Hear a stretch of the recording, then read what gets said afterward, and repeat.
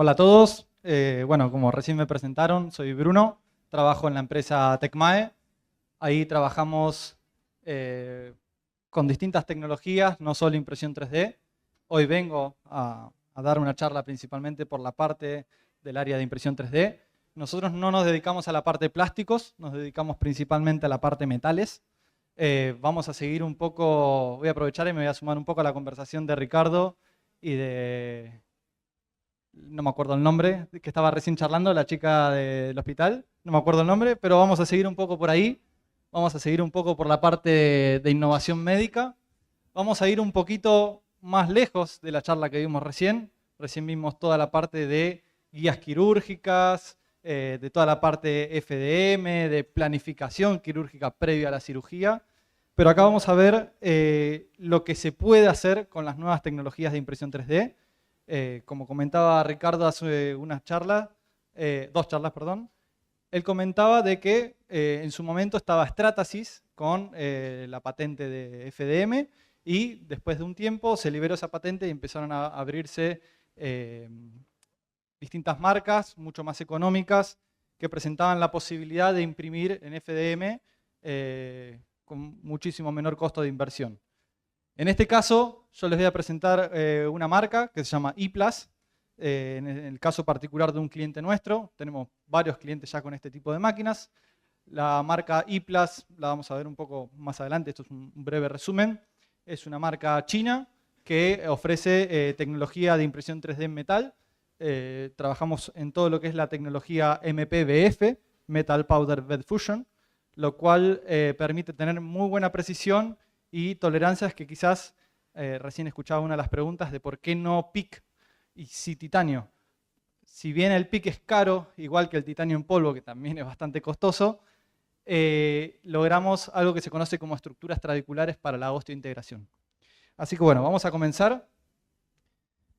Como les comentaba recién, vamos a hablar sobre cliente Bioprotese, pero primeramente les voy a contar un poco de qué se trata Tecmae. Tecmae es una empresa que tiene más de 70 años, de hecho creo que eso ya es viejo, creo que debería decir 80 años si no me equivoco. Tenemos trayectoria principalmente en lo que es la máquina herramienta, somos los resellers oficiales de Hyundai Wia, eso en lo que es máquina herramienta, también en lo que es torno de cabezal móvil, lo que es Hanwha Machinery, y también a partir del 2013 se empezó a representar la marca Hyundai Robotics para la integración de brazos robóticos. Y finalmente, a partir del 2017, se empezaron con las primeras representaciones de algunas marcas internacionales para la comercialización de impresión 3D. A partir del 2021 comenzamos con la representación de ePlus 3D, la marca esta china que les comentaba recién, con la cual podemos abarcar distintos tipos de materiales, como vamos a ver más adelante, que nos permiten trabajar en todas las áreas habidas y por haber.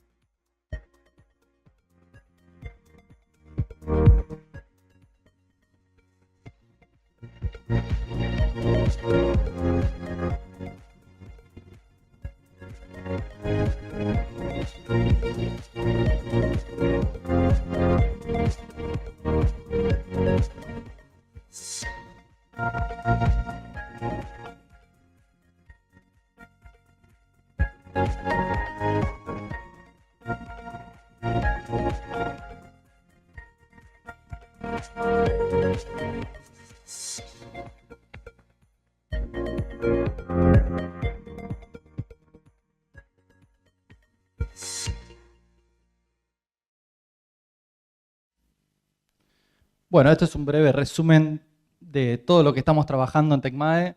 Ahí pudieron ver desde robots de soldadura, tornos, centros de mecanizado, sistemas de impresión, el FAM, como presentaba Ricardo, de todo, y entre ellos el proceso de impresión 3D en polvo. En este caso, como les comentaba recién, vamos a hablar de un cliente llamado Bioprotese. Este es nuestro primer cliente de impresoras 3D en metal. Con ellos comenzamos a trabajar a partir del 2022. Vamos a hablar un poco de las comparativas entre el antes y el después de la implementación de impresión 3D para la fabricación de implantes. No solo implantes, sino también instrumental quirúrgico. Bioprotese es un fabricante líder de implantes médicos en Argentina. Tiene más de 25 años trabajando localmente. Abastece no solo a centros ortopédicos y hospitales, sino también a otros fabricantes de implantes, o sea que permite la tercerización de servicios de mecanizado y fabricación de implantes.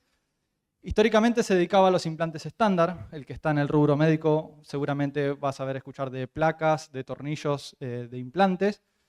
También un poco de instrumental quirúrgico clásico.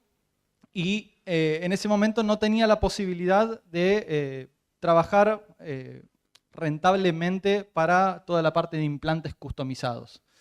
A partir del 2022, como les comentaba recién, aparece la primera impresora 3D de metal, la EP M260, donde les permitió llegar a un nuevo mundo de aplicaciones médicas dentro del mismo rubro. Antes, por ejemplo, trabajaban con mallas craneales, por ejemplo. Se hacía básicamente una malla a través de forja y después con un tratamiento térmico posterior para finalmente, con la impresión 3D, conseguir cranioplastías trabeculares. Ahora vamos a ver un par de ejemplos de qué se trata todo esto. Con la diferencia de tiempos principalmente y algo de costos también.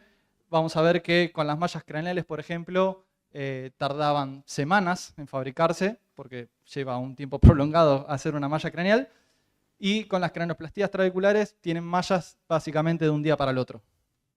También tenemos lo que es la parte de articulaciones, en la parte de rodillas, en la parte de cadera. En la parte de rodillas, por ejemplo, siempre se trabajó con rodillas estándar, es decir, variación de 5 o 6 talles distintos, a partir de los cuales, cuando te hacían la planificación quirúrgica o durante la misma cirugía, se fijaban cuál era la que mejor te quedaba, y capaz que el talle que tenía el cirujano era el 4 o el 6, y vos sos un 5, y dice, bueno, a ver cuál queda mejor, y por eso después vemos gente que se opera, que tiene cirugías de rodilla, y vemos que después renguea, porque o le quedó más corto o le quedó más largo, y eso es literal, y es por solo una diferencia de milímetros.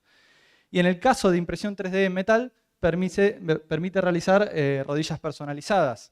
Hacen una tomografía, se diseña la pieza en base a esa tomografía, se imprime y calza perfectamente en la anatomía de la persona.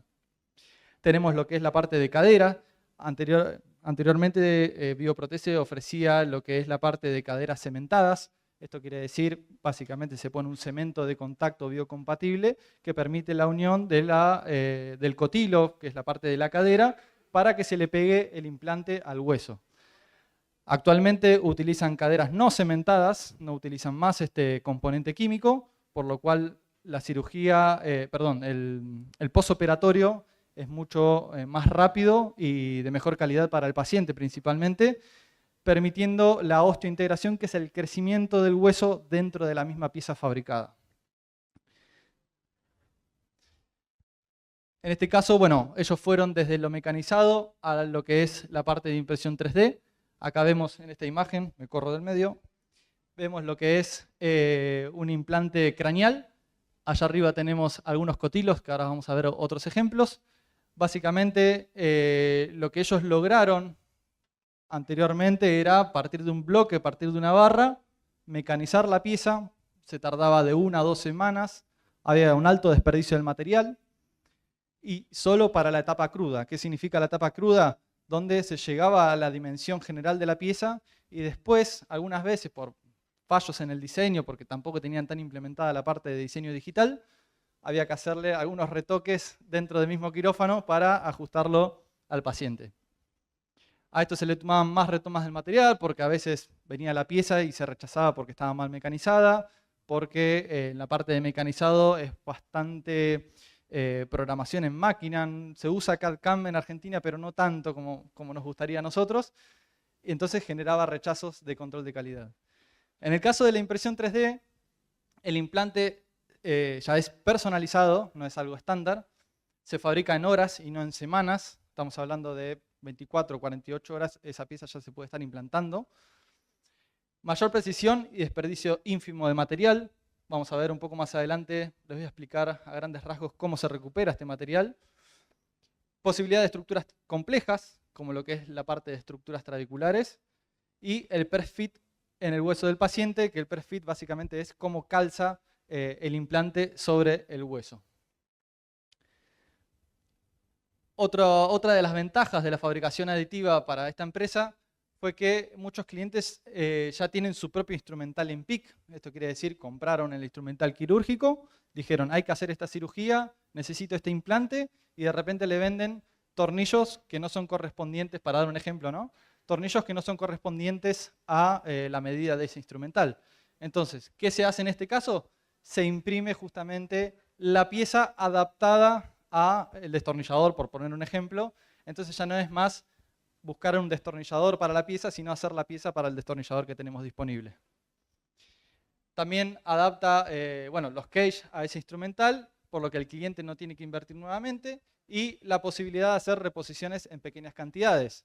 Yo necesito, quizás no es una cirugía muy frecuente, los cage, para que sepan, son los cage de columna. Eso va, digamos, es un implante de columna.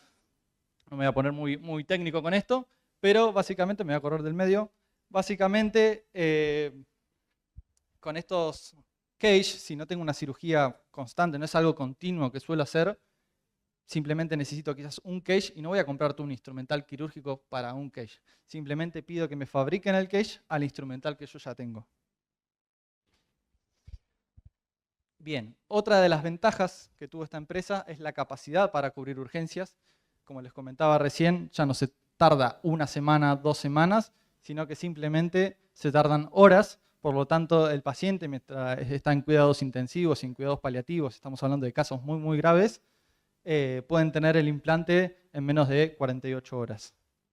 Obviamente, permite acceder a nuevos mercados, porque puede permitir acceder a implantes customizados. Antes no se podía realizar esto porque justamente no tenían la capacidad productiva.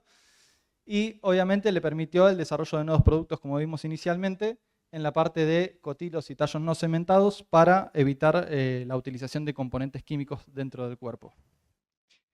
Y por otro lado tenemos lo que es el uso de la estructura trabecular, que esto básicamente es el crecimiento, permite el alivianamiento de la pieza con estructuras complejas hechas por computadora. No son diseños vía humana, sino que son diseños completamente orgánicos. Y esto permite una osteointegración. De hecho, hay estudios que se están haciendo ahora mismo localmente para modificar el espaciado de la estructura trabecular, el crecimiento de esa estructura, de qué tamaño son los pilares y qué separación tienen, para la porosidad ósea de cada paciente. O sea, no es solo la dimensión de la pieza, sino también la porosidad que tiene el paciente. Bueno, acá vamos a ver un caso donde tenemos guías quirúrgicas con los cuales se hacen las perforaciones, con los cuales se hacen los fresados del hueso. En este caso tenemos un ejemplo de una glena humeral, o sea, esto estamos hablando de la parte del hombro, donde básicamente se coloca una guía de fresado, la cual fresa el hueso de forma completamente uniforme, no depende del pulso, digamos, del cirujano, sino que simplemente fresa hasta el tope que le permite la pieza. Lo mismo la guía de posición con la cual se hacen las perforaciones. Tenemos la prótesis final también impresa en titanio. Y por último se colocan los tornillos con los cuales permiten después colocar el acople para la prótesis ya existente. Esto fue toda una cirugía a medida para un paciente en particular. Tenemos otro caso médico donde tenemos una reconstrucción de articulación de mandíbula, lo cual le permitió a Bioprotesis fabricar un componente mandibular completo, ya sea desde el liner. El liner se fabrica en polietileno UHM WPE. Este material sí se mecaniza, por el momento no es imprimible. Ahí es donde decía Ricardo que entran los ingenieros de materiales para desarrollar este tipo de aplicaciones en impresión 3D. Y también se fabricó el componente condilar. Tenemos una reconstrucción craneal completa, una craneoplastía trabecular. En este caso se generan las estructuras trabeculares, por un lado, para alivianar el peso de la pieza y al mismo tiempo para el correcto crecimiento de las zonas musculares de alrededor de la cabeza sobre el implante. En este caso se hicieron varias impresiones, por un lado en plástico para todo lo que es planificación quirúrgica, donde se imprimió básicamente el biomodelo, o sea, este es el cráneo del paciente simulado en una impresión con una prótesis, un prototipo, perdón, de la prótesis en plástico y finalmente el mismo implante fabricado en titanio. Tenemos otro ejemplo más. Esto es una hemipelvis. Esto es básicamente la mitad de la cadera. Se realizó todo por impresión 3D. Estos son todos casos locales, reales, de Argentina. No salen del país. Son de fabricantes nacionales para hospitales y clínicas nacionales. Recién ahora, después de 3 años de trabajar continuamente con estas empresas, se está empezando a exportar algunas piezas de fabricación nacional en impresión 3D en metal. En este caso, al igual que en los casos anteriores, se fabricó para un caso oncológico totalmente a medida. También se hicieron la parte de las guías con las cuales hacen las perforaciones y permiten colocar correctamente el implante de acuerdo a lo que se había diseñado. La impresora básicamente se trata de esta máquina. Es una impresora 3D industrial de metal con tecnología avanzada de fusión del lecho de polvo metálico.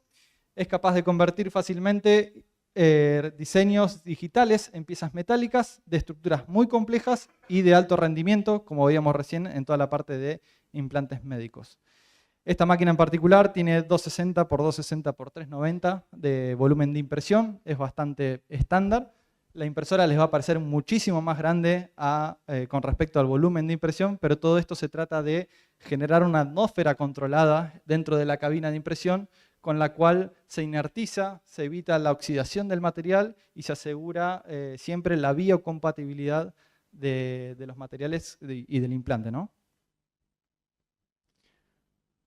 Vamos a ver un poco en cómo se basa de esta tecnología, cómo es el funcionamiento.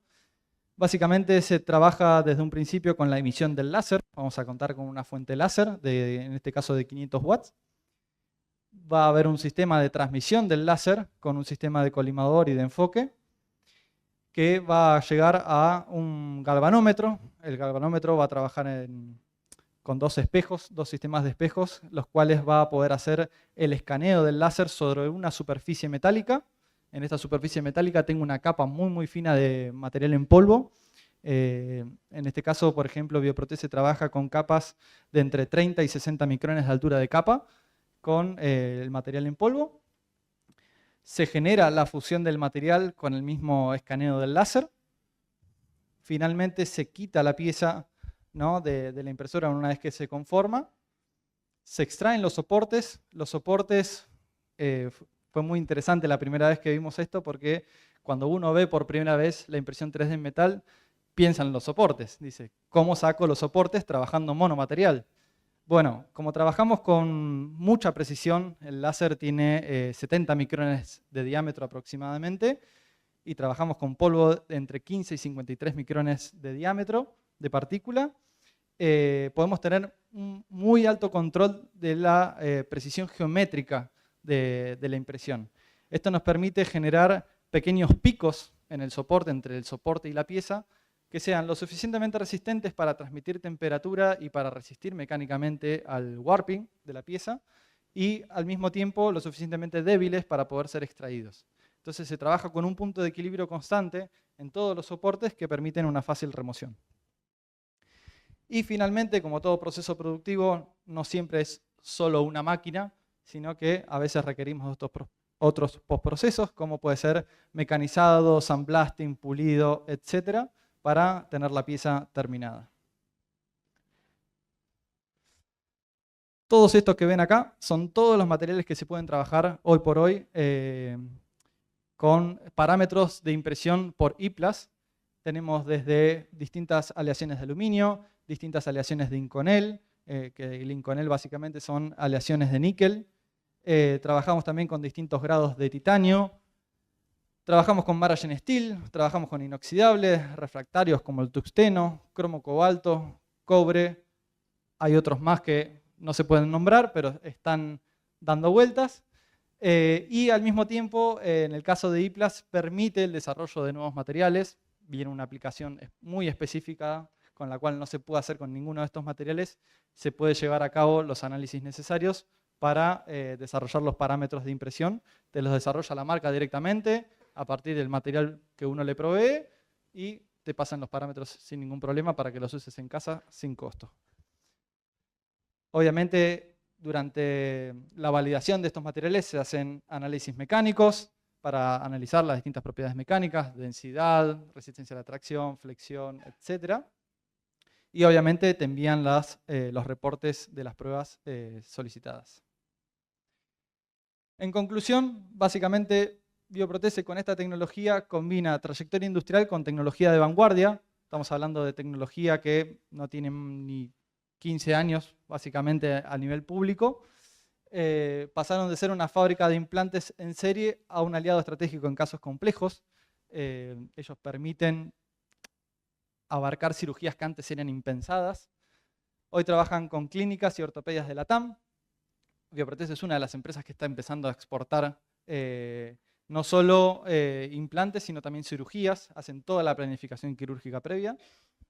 Y permite que la impresión médica en Latinoamérica ya no es el futuro, sino el presente. ¿Hasta acá alguna pregunta?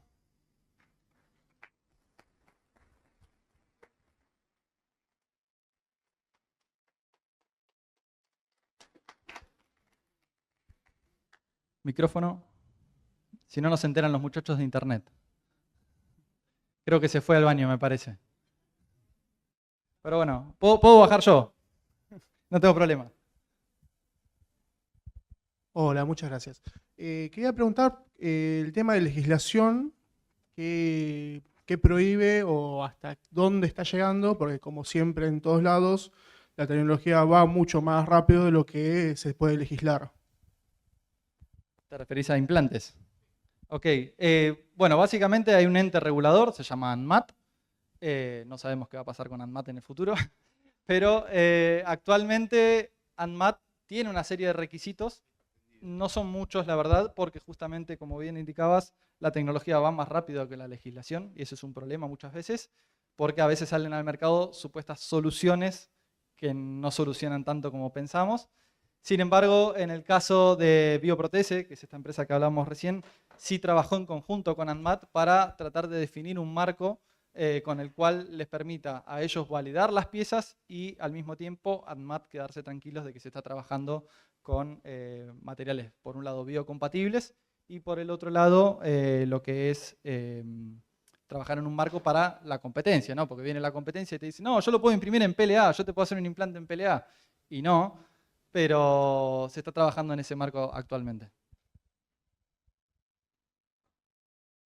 Ahí hay un micrófono. Hola, buenas tardes. Gracias por la charla. Te quería consultar qué clase de postprocesamiento tienen que tener las piezas impresas en X material para principalmente la eliminación de todo el polvo residual que pueda quedar alrededor de la pieza. Calculo que si eso ya entra en contacto con el torrente sanguíneo puede hacer una cantidad importante. ¿Cómo se aseguran ustedes de que no tienen ninguna presencia de ese polvo? Lo que se reutiliza en el caso de impresión 3D en metal, voy a ir un poquito más para atrás. Como vemos en la lámina número 6, ahí vemos que se pincela la pieza donde está impresa donde está impresa la pieza, perdón, sobre la cama de impresión. Como hablé anteriormente, se genera una película muy fina de material y se va generando capa a capa distintas películas. Todo ese material sobrante se envía a una rendija dentro de la máquina, la cual permite extraerlo en una botella, básicamente, con la cual se hace un tamizado y un horneado de este material. Ese es el material en polvo, con el cual yo puedo volver a colocarlo dentro de la impresora sin ningún tipo de problema y reciclo el 98-97% dependiendo del tipo de geometría de pieza que haya fabricado.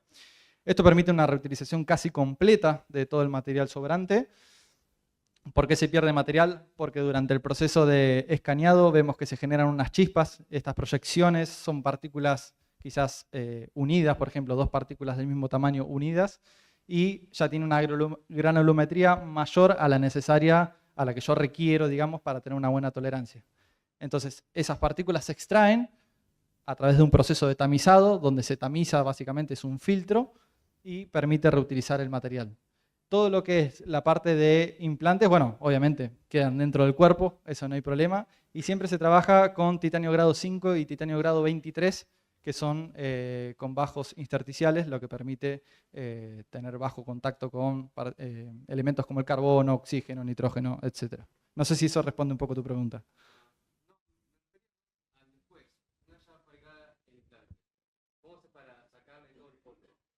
Ah, ok, perdón. El tratamiento del implante, estamos hablando.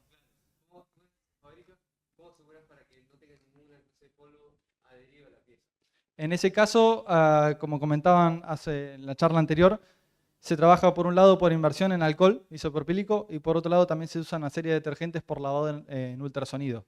Después va a tratamiento UV, con lo cual se esteriliza completamente toda la pieza.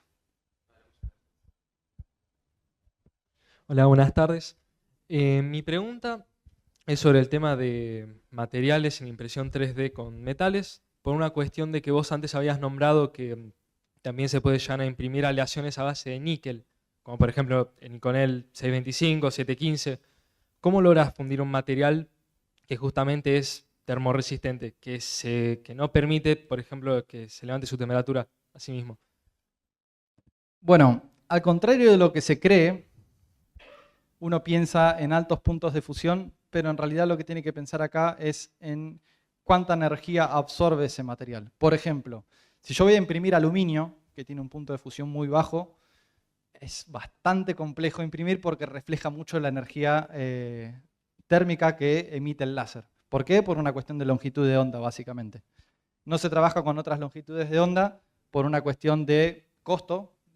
Trabajamos con longitudes de onda infrarrojas mayormente. No se trabaja cercanos al ultravioleta porque estamos hablando de fuentes carísimas. En el caso del Inconel, por ejemplo, del 718, es bastante fácil imprimir. De hecho, trabajamos igual de fácil que un 316L, por ejemplo. Sí, quizás hay que tener algunas consideraciones posteriores a la impresión, principalmente cuando se extrae la pieza de la placa de impresión. Cuando se extrae la pieza de la placa de impresión, para que se una idea, voy a ir un poco para atrás.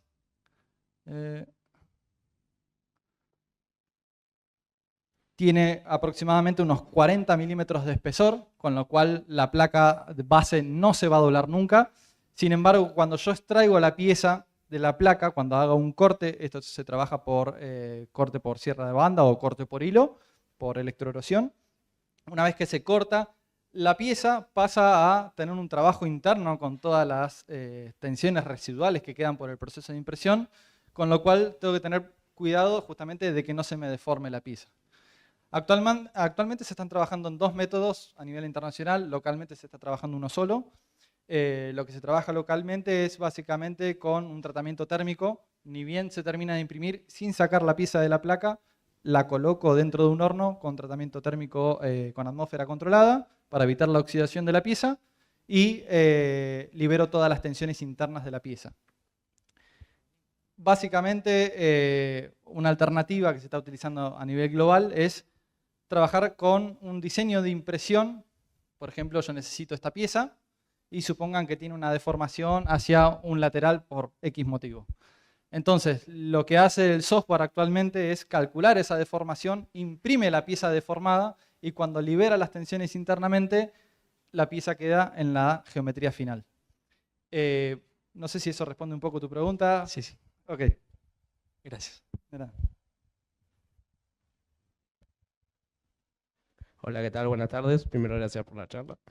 Y segundo, quería consultar por qué cuando se abrió de la parte de la cirugía de cráneo en sí, el implante que se le realiza a la hora de hacerlo no solamente tiene agujeros en la parte para sostener el cráneo, sino también en toda la parte de la cirugía que se ve afectada. Bueno, justamente como comentaba, se utiliza estructura trabecular por un lado para alivianar el peso de la pieza y por otro lado para la osteointegración y el crecimiento de los vasos sanguíneos principalmente. Piensen que debajo de eso tenemos toda la parte cerebral, básicamente, con lo cual tengo que tener una cierta biocompatibilidad por un lado del material y por otro lado de parte del diseño que me permita digamos, un correcto posoperatorio y recuperación del paciente. Listo, muchas gracias. Gracias.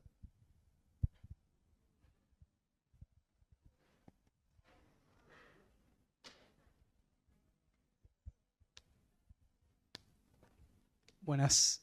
Recién te escuché decir que tiene 40 milímetros de espesor, 40 milímetros de espesor la placa. Una Sí. vez que se hace el corte y se saca la pieza, ¿la placa se puede volver a utilizar? ¿Se pule y se usa de vuelta o es desechable? Sí, fíjense, bueno, no sé si llegan a ver ahí, básicamente acá tiene unas marcas de mecanizado.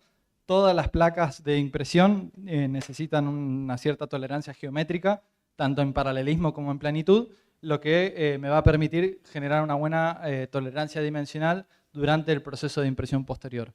Por lo tanto, me tengo que asegurar de que eso quede totalmente plano. 40 milímetros, estamos hablando de la placa original, nueva. Se ha llegado a trabajar con placas de hasta 18 milímetros a medida que se va realizando distintos desbastes. Para que se den una idea, Bioprotesa imprime 24/7 los 365 días del año. Trabaja con tandas de impresión, bueno, para casos urgentes tienen 2 impresoras dedicadas. Después tienen una impresora que se dedica a hacer producción estándar. Esta producción estándar puede tener procesos de impresión de una semana, semana y media aproximadamente, con el cual sacan un batch completo de piezas con esta tecnología.